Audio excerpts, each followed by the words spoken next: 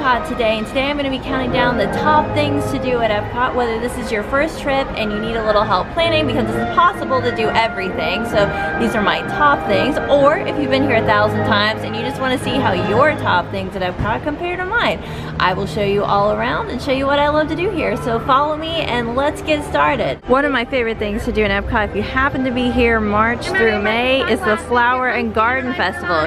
You can check out the link below and you can see all of the topiaries from last year that I took at this festival and get an idea for what it's like. If you've never been to Epcot before, you might be wondering what this giant golf ball is. It's actually a ride called Spaceship Earth, and that is one of my top things to do at Epcot. You cannot come here without going inside the most iconic part of this park. Spaceship Earth is definitely an attraction I recommend getting a FastPass for. We're standing in the FastPass line now, but even that is a little bit long. It can be a little bit of a wait, but it's not as bad as some of the other top attractions.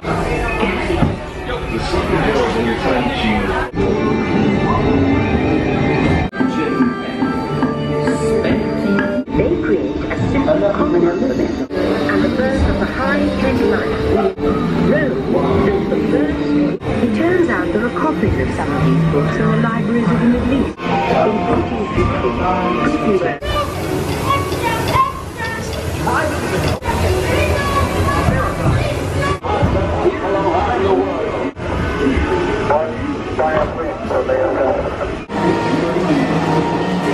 In 1450, our spaceship Earth.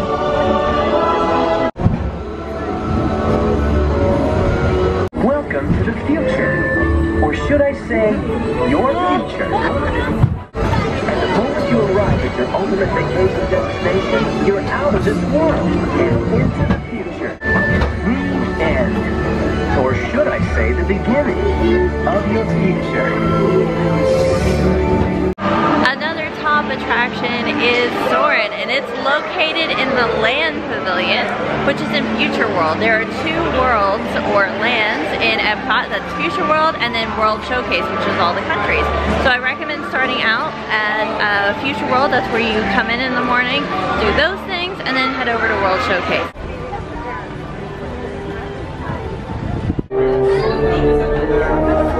My name is Patrick, and I'll be your chief flight attendant today.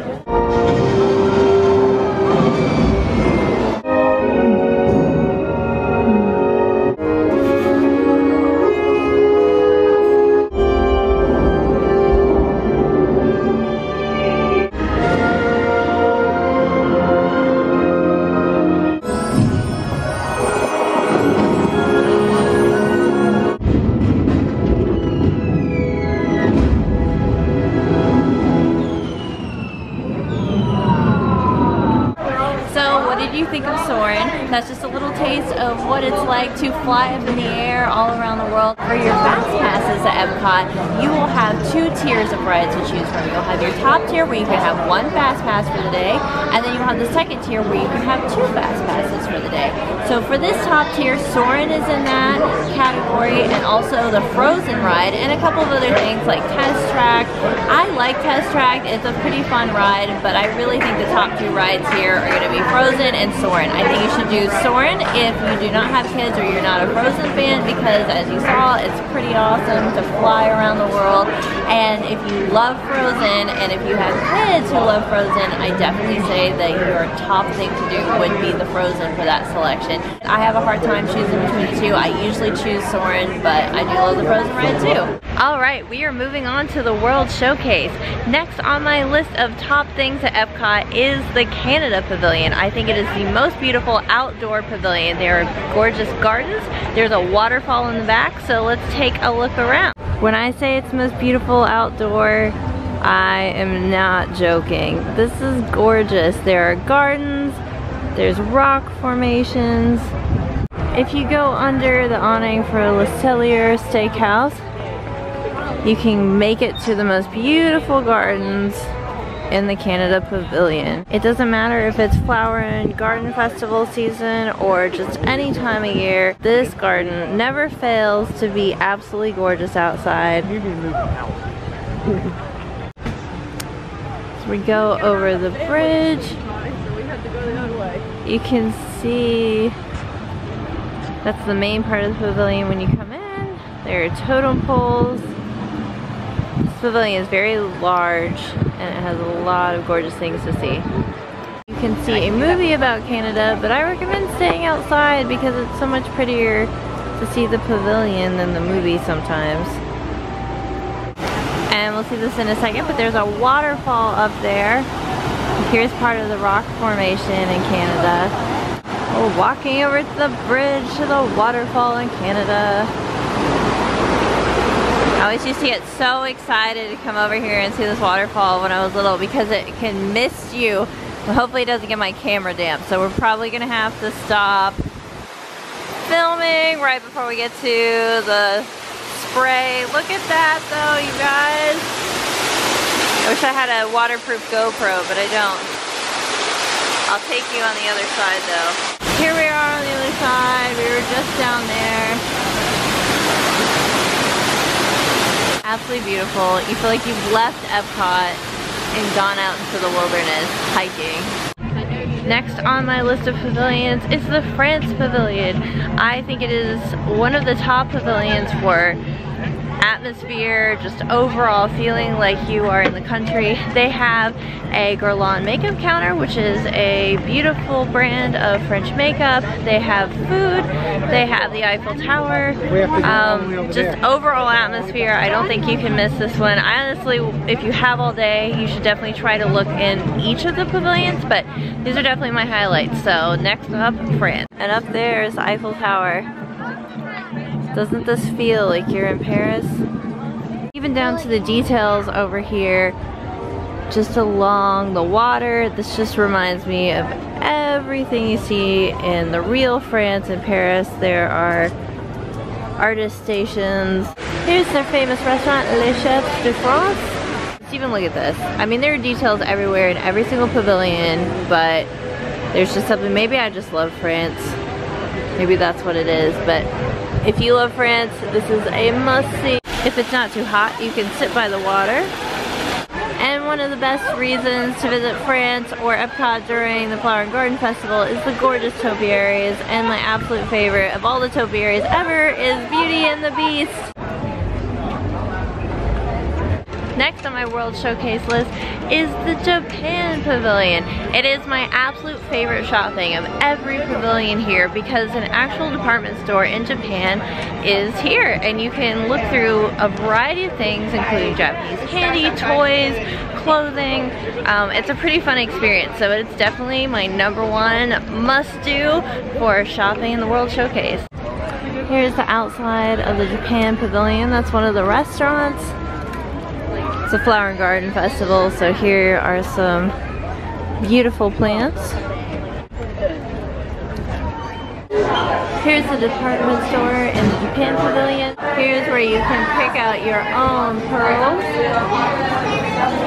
Have jewelry made.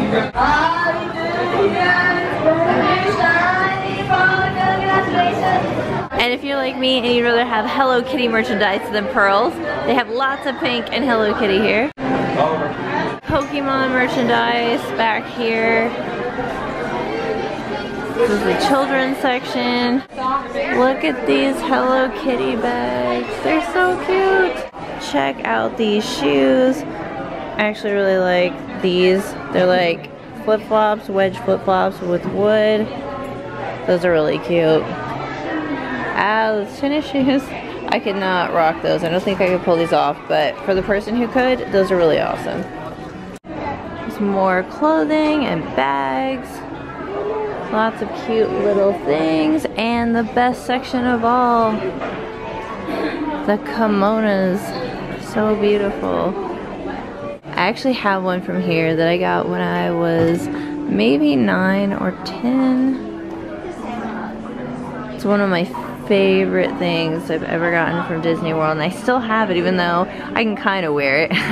It looks like a little shrunken shirt on me now. I actually have a lot of childhood merchandise here. These fans were a favorite of mine when I was little, so definitely stop by and grab one of these. I think I actually have one that's very similar to that aqua one. They have a selection of books. Look at these deco cakes. Those are so adorable and they look delicious. They have cards. You gotta see these, you guys. These cats.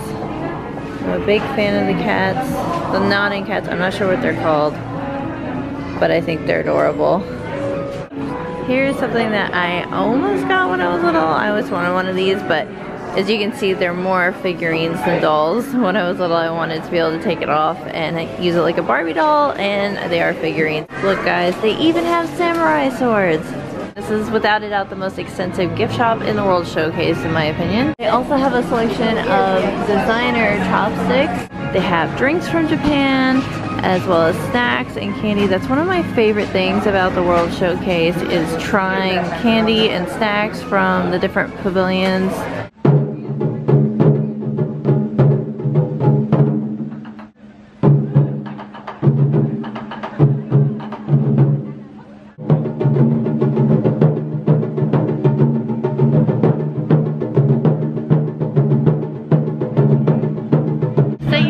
Some of the drummers in Japan. That's another thing that I recommend. It's top on my list of things to do whenever you are at a pavilion. You can look up on My Disney Experience and see showtimes for performers from various countries and all the lands. I definitely recommend trying one of them. I mean, pretty much anyone that I've seen is great. So whatever country you're in, if you see a performance, stop and watch it for a minute. One of the pavilions with the most beautiful architecture is Italy. Especially at sunset. Check out this view. Look at this gorgeous fountain. Epcot World Showcase is so much fun. You feel like you've traveled the entire world in one day. It's worth walking all the way around. Even if you do not go into every pavilion, definitely just make sure you keep your eyes open, look around, see all of it, take it all in. Get that feeling that you've traveled the world. And here's the opposite view back to the World Showcase. The absolute best pavilion for attractions and a table service dinner is the Norway Pavilion. Now I've already done a video over every aspect of this pavilion, so I will link that below, but I will definitely say my must-do for a table service dinner at Epcot is Akershus. Also, you'll want to ride the Frozen ride if you love Frozen. Like I said before, you have to choose between Soarin' and Frozen for your FastPass, but it is definitely a must-do if you like Frozen. And, of course, you can meet Anna and Elsa here. You can meet characters actually all the way around the World Showcase, so be sure to check the My Disney Experience app, and you can tell what times they're going to be out. But Anna and Elsa is a great meet and greet because it's inside when most of the other characters are outside. So yes, I will link that below, and I'll show you a little bit around Norway, but definitely go watch that video. It is a must-do pavilion. Here's the Norway Pavilion. Maybe not quite as architecturally gorgeous as some of the other pavilions, but there's Akershus. That is one of my favorite restaurants on Disney property. It looks like a castle inside. Meet lots of princesses. The absolute best counter service restaurant in Epcot is a hidden gem I love. It is the counter service restaurant for Mexico, straight across the street from the main Mexico Pavilion. We're gonna go there next. Here's the menu for La Cantina de San Andale. I really love the chicken tacos. The nachos look excellent. They have margaritas. I highly recommend this place. The one downside to this restaurant is if the weather's bad, because you do sit outside, but you're under a huge covered awning. You have the most gorgeous view of the water and the World Showcase. So if you don't mind sitting outside, if it's a nice day, which I've even eaten here when it's 90 degrees outside and they have fans and there is usually a breeze from the water, so it's not that bad. I mostly wouldn't eat here if it was raining really, really hard, or if it was really, really cold. I don't like the cold. So I'll show you around to see what it's like, and my food should be here soon. The sun is setting. We're having a nice little dinner here. You can see it's very crowded right now, but you have a beautiful view of the water, and it's a covered area. Here is my meal. It's tacos de pollo. It's chicken tacos with rice and black beans. It's absolutely delicious. I get this every single time I come here.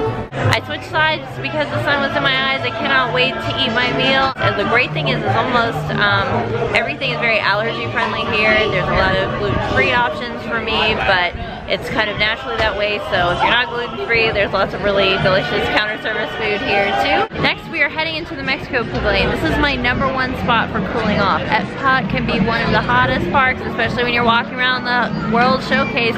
So this is a must-do. You have to go inside here and cool off. There's the Mexico Pavilion. You go inside. And here you can see we've gone from late afternoon inside to the beautiful dark night sky of Mexico. You can spend a lot of time in here looking at all the little booths and shops and cooling off. If you feel so inclined, there is a margarita bar right there. They have fountains and flowers. And if you fancy a sombrero, they have plenty of those too. And if you really want to cool off, you can do the Grand Fiesta Tour, which features Donald Duck. It's a nice little boat ride, lots of singing. It's kind of the Donald Duck version of It's a Small World with the singing, and there's little dolls. But here's the restaurant inside. So I've eaten here before. I recommend it if you want to sit down, enjoy some table service. The boat goes through there, the boat ride through that volcano area. There's a little canal. Okay, it's time for my favorite part of the evening, which is Illumination's Reflections of Earth. It is a fireworks and laser show. It's beautiful on the water. You have to find a place around the World Showcase Lagoon. I recommend finding some place where you can see the Spaceship Earth Epcot ball, someplace that isn't obstructed so you can get a great view. And I definitely recommend doing this. Do not leave without it. It's like having dinner without dessert. And though each of us has our own individual stories to tell, a true adventure emerges when we bring them all together as one. We hope you enjoy our story tonight, Reflections of Earth.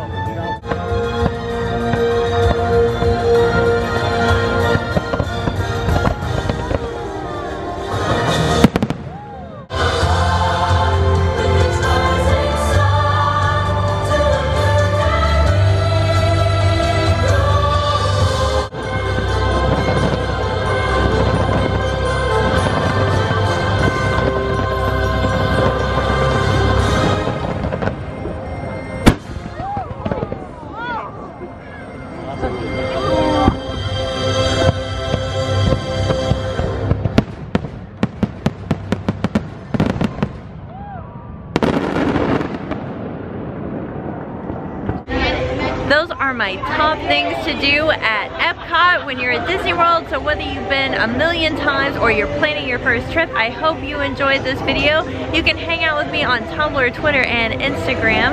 And like this video and subscribe for more soon. I have lots more Disney vlogs and Disney tips. So until next time, I will see you real soon. Bye.